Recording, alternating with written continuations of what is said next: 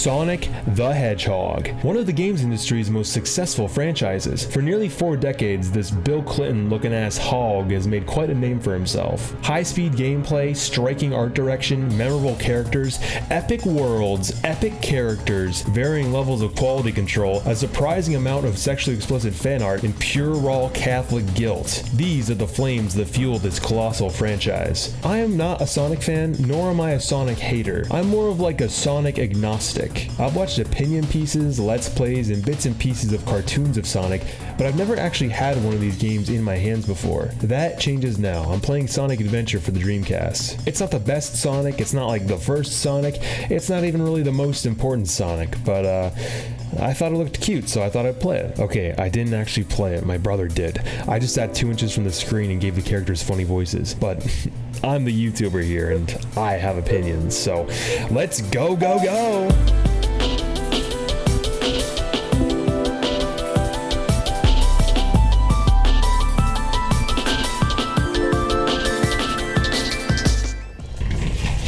Please. Step into my office. Okay, so if you're like my sister watching this and you don't know what the hell this game I'm talking about is, it's actually the exact game that one kid is getting like really worked up about in that one video. Why do we need a Sonic Adventure 3? Why do we need that? Tell me! Tell me now! I really hope that dude's doing good right now.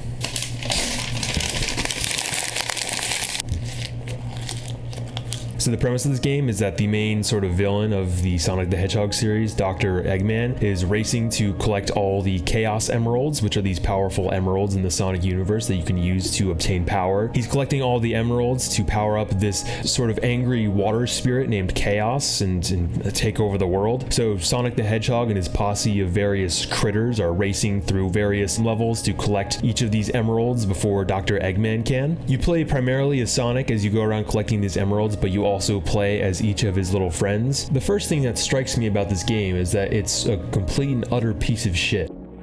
The second thing that strikes me is that I'm a huge liar. I actually like the game quite a bit. The whole game just has such a pleasant vibe. When I play this game, it makes me feel like I am on summer vacation. It just has this really summery vibe. It's super sunny, it looks very warm, everyone's outside. It feels almost like I'm on summer vacation visiting the setting of this game. This game is kind of like that perfect concoction of like Y2K, low poly. You look in the sky, it's this perfect like rich blue sky. Everything just looks really warm and inviting. The music is like pretty uplifting. I want to say it's kind of Y2K-y as well. It's not as strong of a vibe as something like Jet Set Radio, but it is definitely like raw in its own way. This game is older than me and obviously doesn't look like a new game or anything like that, but I'll walk around it and like if I see like the sunset, I'm gonna sit there and stare at it because it's just fucking gorgeous. It's elegiac. It's something.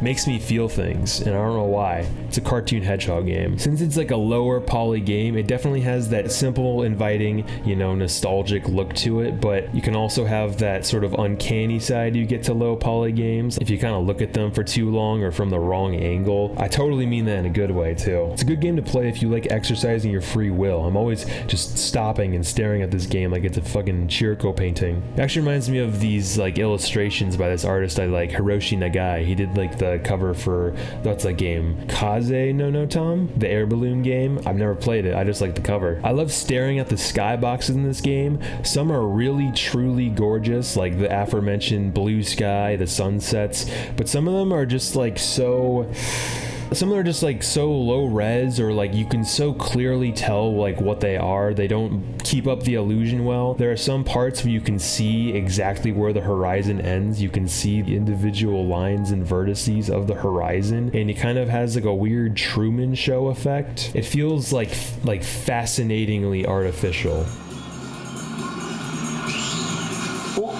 Oh shit. Oh man, he got killed bad, man.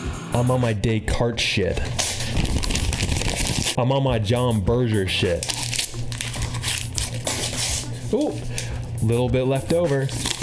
I think one of the major strengths of this game are those branching storylines I mentioned earlier. So the main storyline with Sonic is obviously sort of the meat of the game. It's the longest one. You play through all the major levels, all the major story beats happen in this storyline. The other 5 stories kind of feel like almost remixes of Sonic's storyline. So you're getting different perspectives on sort of the main overarching events of the story, but the characters can be in like wildly different spots during each event, and they're also getting sort of like different information than Sonic. So while you are playing through pretty much the same levels, you're playing with completely different movesets and objectives, and you're playing them all in different orders, and you're doing different things. So it's really smart it's a really smart way for the game to reuse like content and assets without the whole game feeling watered down. It also lets the game kind of unwind its story in a more interesting way. So when you're playing as one character, like events will happen without explanation, or you'll see another character and you won't know why they're doing what they're doing. So for instance, the character Gamma appears in all the other characters' stories, and we never quite understand who that character is or what they're up to, what their motives are,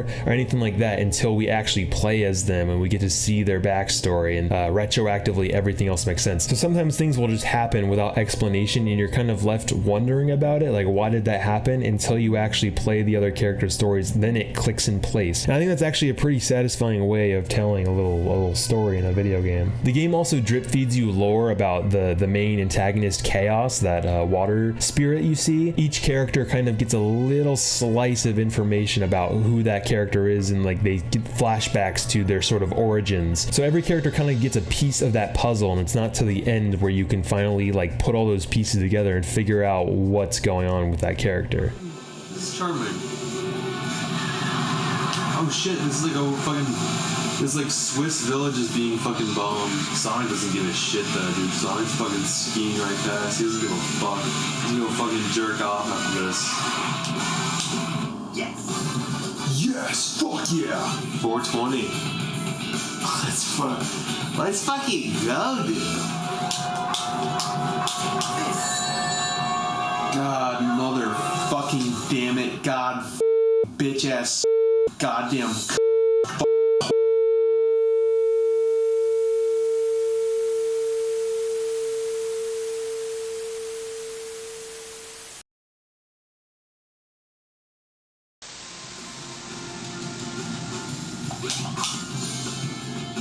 Sonic can fucking rush this blockade, bro. Dude, Sonic can fucking kill every cop on the force if he wanted to. I'd be remiss not to go into detail about each of these main little critters. So you have Sonic, who's like the main guy, really upset at how much porn I've seen of this character. Tails is just... You got Knuckles, who's super cool. I fucking love his vibe. He glides around for some reason. Knuckles is super cool. I just get the feeling like he has racist jokes on the notes app of his phone. Amy's cool. She has a big hammer she smashes things with. She seems nice. She's adorable. I just kind of get the feeling like she smells like McDonald's hand soap. Big the Cat. You already know what I'm going to say about Big the Cat. Big the Cat is just a serial fuck monster, just an absolute sex fiend. Then you have Gamma the Robot, who kind of looks like Humphrey Bogart. The dialogue in this game is rather Sorkinian when you think about it. Chaos. Could this be the same beast? It's honestly like low-hanging fruit to make fun of the cutscenes in this game. They're badly animated, they're poorly written, probably poorly translated, and the performances just did not turn out right. Eggman! Give me back the Master Emerald. Knuckles. Oh, this isn't what you're after. Knuckles, did you let him trick you again? Like you weren't? Chaos! The editing is also weird. Every scene has large swaths of unnecessary silence between every single line. So pay attention to what I say.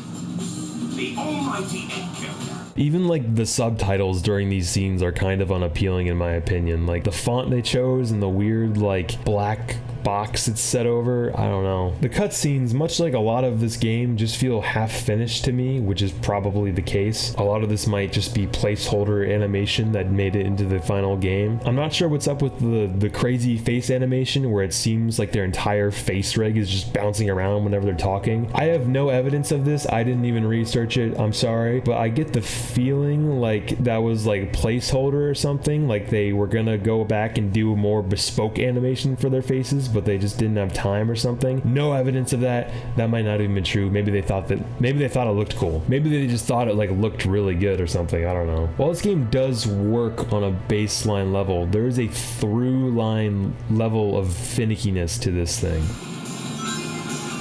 Oh. Whoops. Oh, okay. And so I can't. What?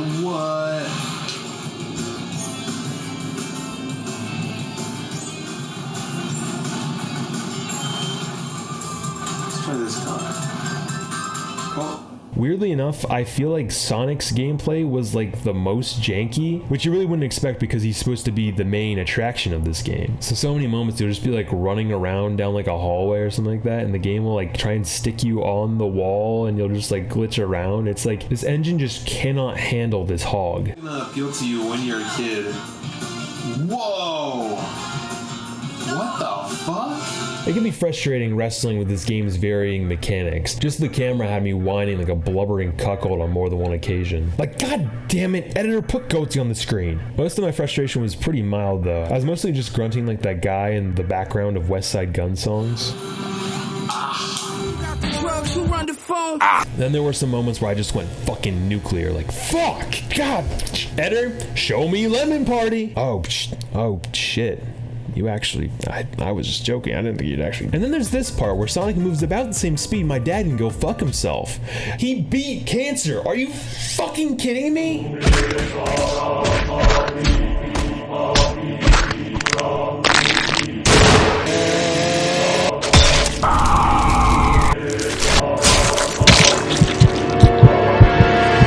But for real, I really do like this game, warts and all. Like, not in spite of its warts, but because its warts are, because I like the, not in spite of its warts, but because the warts are, but because I kind of find it charming because of its warts. I'm gonna stop talking about warts now.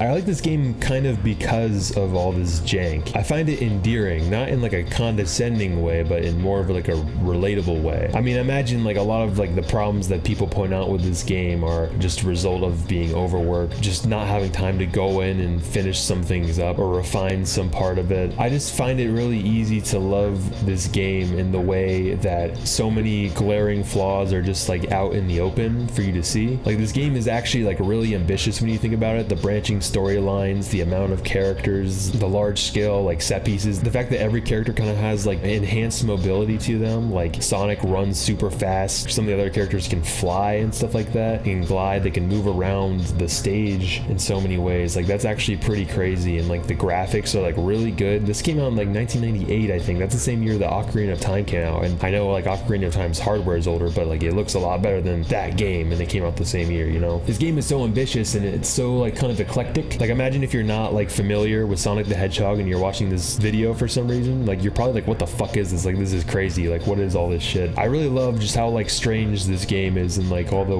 weird stuff they did. And remember, this is still in sort of like the first generation of like fully 3D games. Like, they were still like experimenting with like game design stuff and whatever, and they managed to make a really big and relatively solidly functioning video game in spite of that. And yet, like, so many people, myself included, can just go in and instantly pick out all the little flaws in it because we're so used to like decades of iteration and perfection and streamlining. It makes me wonder, like, if somebody like went back and watched like my orangewall videos, would they call them jank or something? You know, like my videos, they are just like kind of like video game talking essay argumentative critique sort of thing, which has totally been done before. But like, I think a lot of semi interesting like experimental things, and I wonder if people will look at them and say like, this sucks, like he didn't even know how to do this or that or whatever? Or will they just say like it's charming and it's like a product of its time and it brings me back to this sort of era of time and I think it's cool? Because I feel like if people look back at my stuff and think that way, then they ought to think the same way about this Sonic game, which is so flawed, but it has so much to love about it as well. Like, I'm not perfect. I don't always make the best decisions creatively. I don't always give myself the most time to iron everything out and finish everything up the way I would like to have. Sometimes I'm always not the most thorough in terms of writing. Sometimes I'll be like, I can rewrite this part, I can redo this whole part, but that would take like days or even weeks, and I really don't want to do that, so I'm just gonna like leave it in this way. It's not that I don't take pride in my work, it's just that like, you know, I work full time outside of this and I would like to like get my stuff done on time. I imagine that's a very similar predicament that pretty much every video game developer is in. Like, they just want to get their shit done and not have to sit there and work on it for 1,000 years. Or even if they would be down to work on it for 1,000 years, they obviously have like bosses like breathing down their necks and stuff. And I don't know, just things just don't always work out the way you want to, but like you just gotta kind of appreciate the sheer ingenuity that goes into things, even if they don't turn out perfectly. Whenever you play something that's like flawed like this, you have to kind of try and look behind the curtain and see what they were going for. My hair looks like shit. Imagine what they were going for and appreciate like what's there, as opposed to sort of like being biased towards like all the things that don't work. You have to really like look and be like, okay, but all these things do. So like I really do like appreciate this game for the rough sort of gem it is.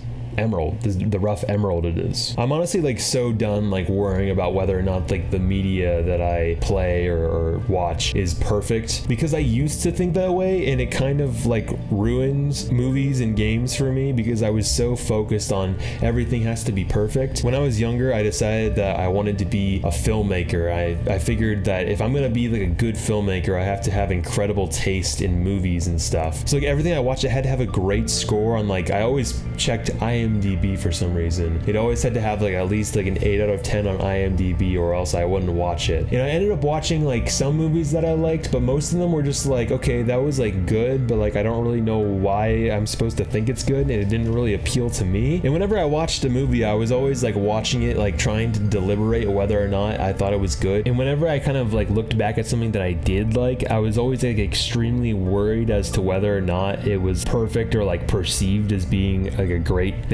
Like, I would watch like videos where someone broke down like an old game or something that I liked, and I would always be like really insecure as to whether or not that person liked it. And whenever like they didn't like it, I would get kind of like defensive, because it's like I felt the need to have good taste in things, and I needed external validation for that for some reason. But I think nowadays I've just kind of decided like I'm pretty confident in that I know what is good and what is bad, and I don't really care whether or not what I play is good or bad. It just doesn't matter to me. Like, for pretty much everything you watch or play, you can pick out the good and the bad. Some things have more good, some things have a lot of bad, and a little bit of good. It's just a huge spectrum, and it doesn't really matter that much how much good or bad the thing I'm experiencing has, because at the end of the day, the thing that's gonna appeal to me most is gonna be more like the thing's particular aesthetic or compositional attributes. Like, when I play Sonic Adventure, I'm not in there trying to break down whether or not it's like the most perfect like apex of game design. I don't really care that like the story is poorly written or whatever. Literally, just like it has things in it that I really love, so to me it's worth experiencing. It just doesn't matter to me that much anymore. I think I'm more secure in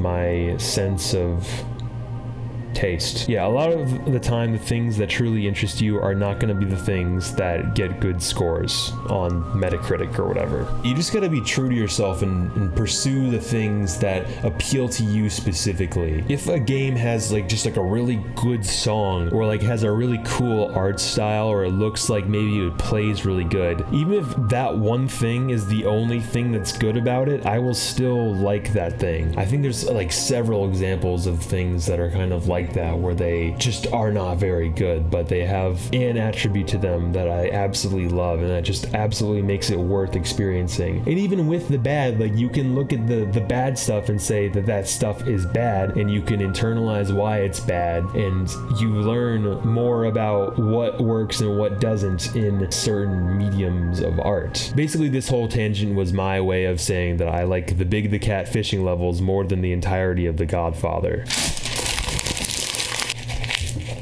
Okay, now I'm gonna fire off random comments I have about this game because I couldn't find anywhere else in the video to put them. Shout out to that one area in this game that reminds me of Halo 1. That's always a good vibe. I'm not gonna go. Shout out to that one puzzle that the game made me solve multiple times that I never learned the rules to. I just kind of brute forced it every single time.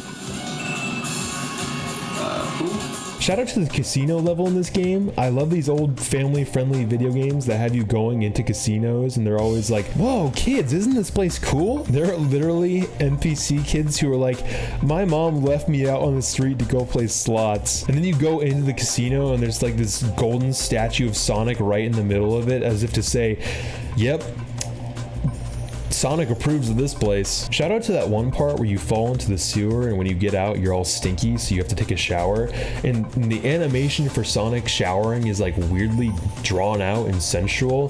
He's like,